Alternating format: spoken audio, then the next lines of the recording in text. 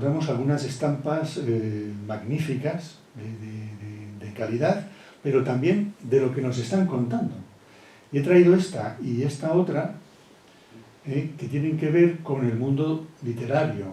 Una librería y la editorial Gaspar y Roch, después Gaspar, que era una de las más importantes y de las más caras de Madrid en la segunda mitad del siglo XIX y que publicó cosas extraordinarias.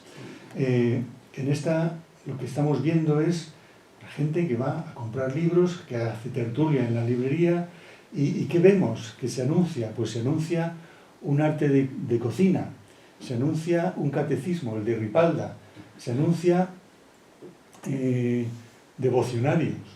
Y es que si acudiéramos a las estadísticas para ver qué se publica, gran parte de la producción literaria del momento estaba marcada por cosas de este tipo, textos religiosos, vamos a decir, ¿no? Aunque también había muchas otras. Y esta es una estampa muy interesante porque nos cuenta de qué manera, cuando salía el periódico El Museo Universal, publicado por esta empresa editora, se exponía en el escaparate y la gente se arremolinaba para ver las noticias. Y al mismo tiempo es interesante porque es verdad que ya estamos en el año 67, pero ya Mesonero en los años 30 nos habla de la importancia de los escaparates. La importancia de los escaparates en las calles. Hoy no nos fijamos, o apenas nos fijamos en un escaparate, a no sé que vayamos buscando algo en concreto. Pero en estos momentos los escaparates son una novedad. Antes no existían. Había tiendas, pero no tenían escaparates. Cuando comienzan a tener escaparates, que es a partir de los años 20, 30, es algo novedosísimo. Se hacen lecturas morales de los escaparates, porque hay gente que vende hasta lo que no tiene, no solo para ir a los toros, como sucedía, sino para poder comprar algo en ese escaparate que es caro y poder aparentar lo que no es, o poder conseguir el favor de la persona a la que quiere. Hacen todo tipo de lecturas de los escaparates como lugares novedosos. Y evidentemente, al tener esta novedad en la ciudad, cambia también la manera de pasear por la ciudad y cambia también la manera de ser ciudadano y la manera de estar en la calle. Bien, no sé si se ve, creo que se ve bien. Esta es una lista de parte de los tipos de españoles pintados por sí mismos.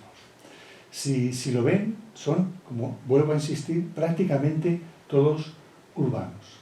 Alguno hay que no, pero esencialmente son urbanos. Y esto tiene que ver con el hecho de que, como ya señaló Moratín, y es algo que viene, Mesonero, que admiraba a Moratín, y en gran medida hay una línea de continuidad entre uno y otro,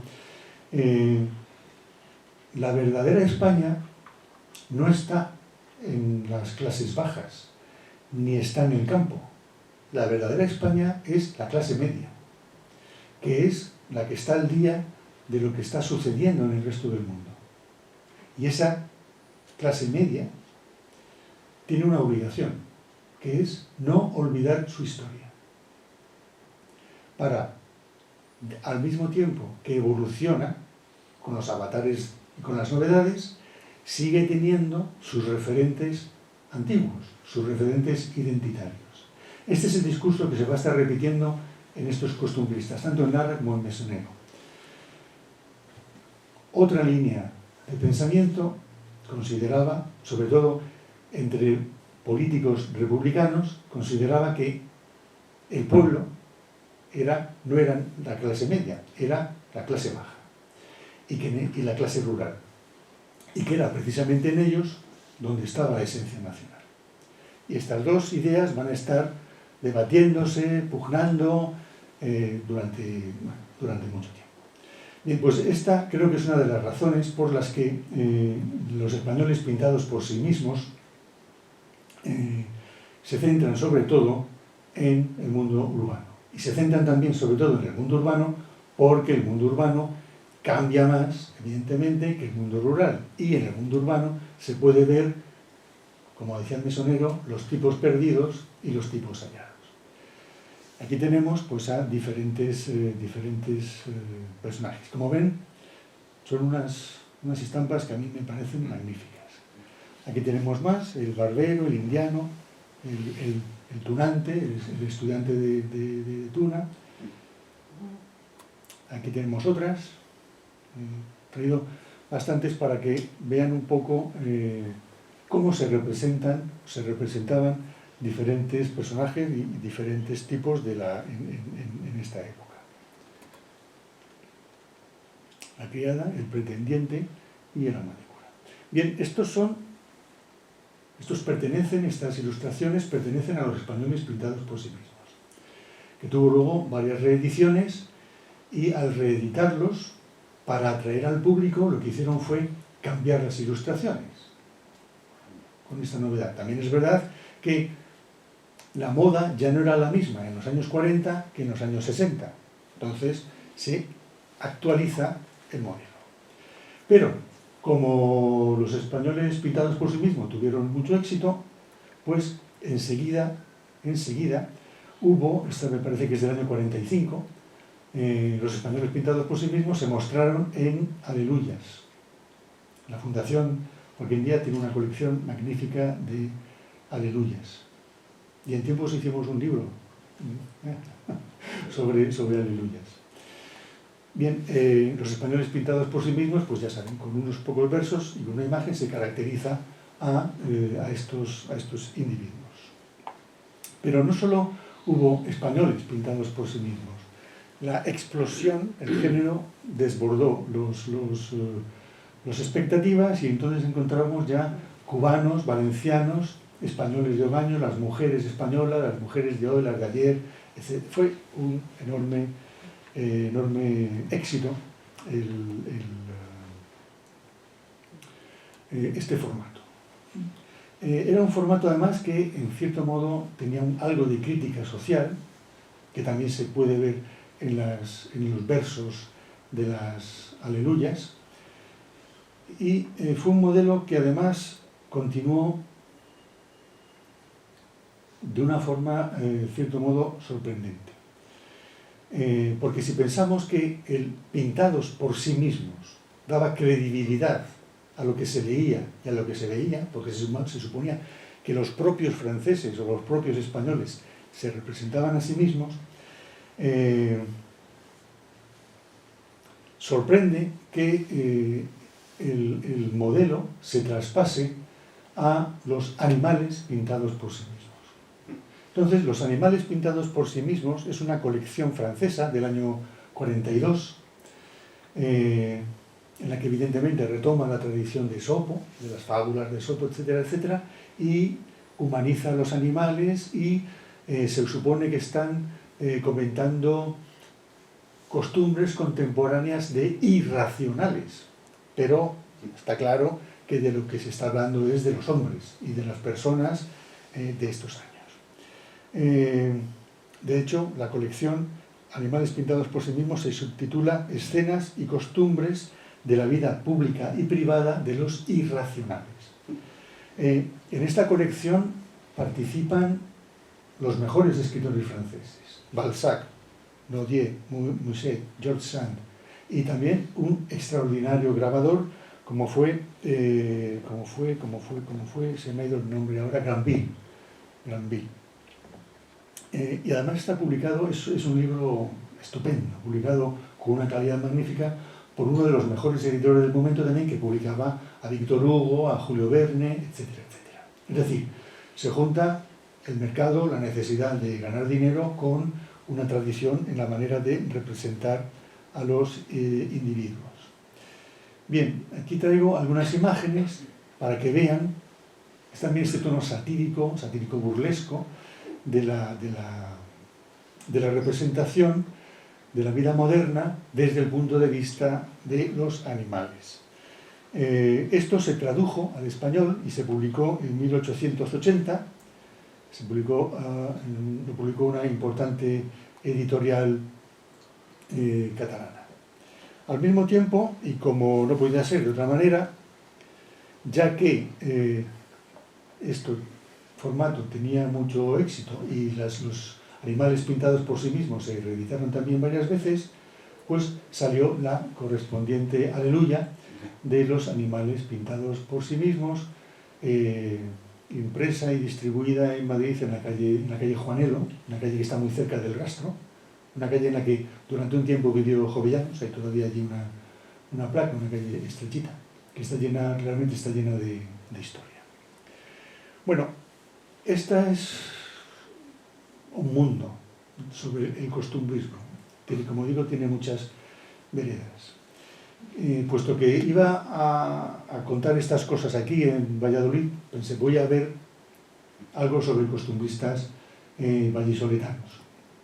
Y evidentemente Zorrilla apareció. Pero si tengo que decir la verdad, Zorrilla apenas practicó el género costumbrista.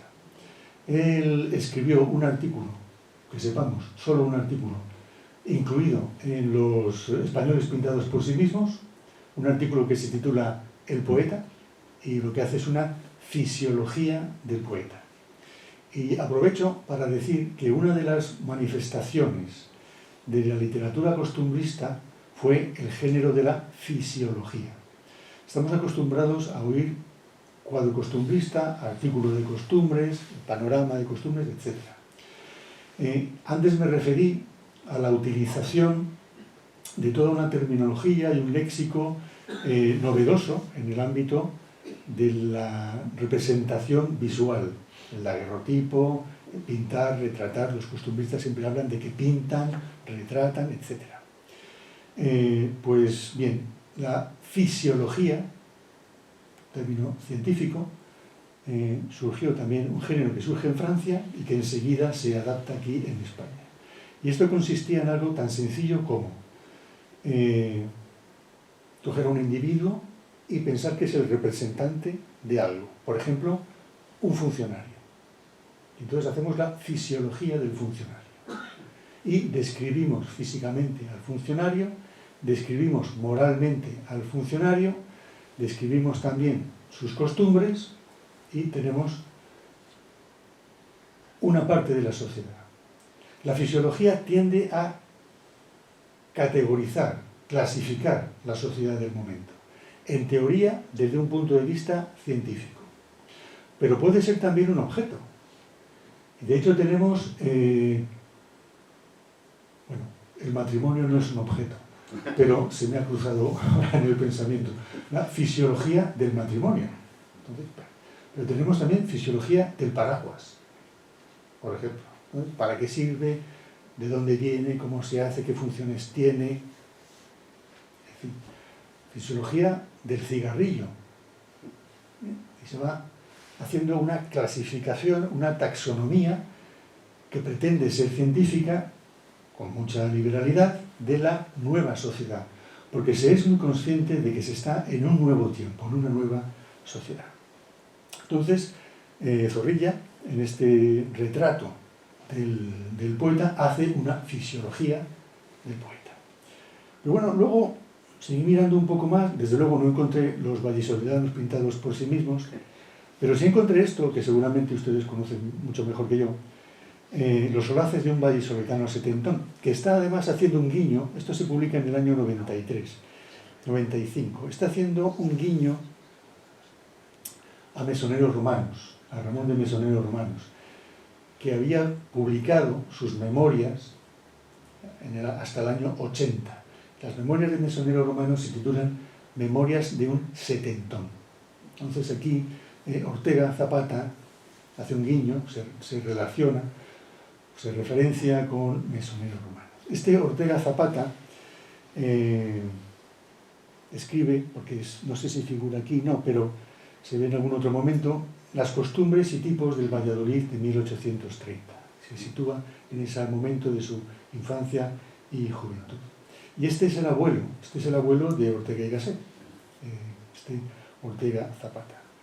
Luego he visto alguna otra cosa más, pero bueno, recientemente ha aparecido un libro titulado Valladolid cotidiano, de José Miguel Ortega Bariego, creo que es un periodista de aquí, que también se retrotrae, porque se llama Valladolid cotidiano y se centra en los años 30, 40, 50 del siglo XX.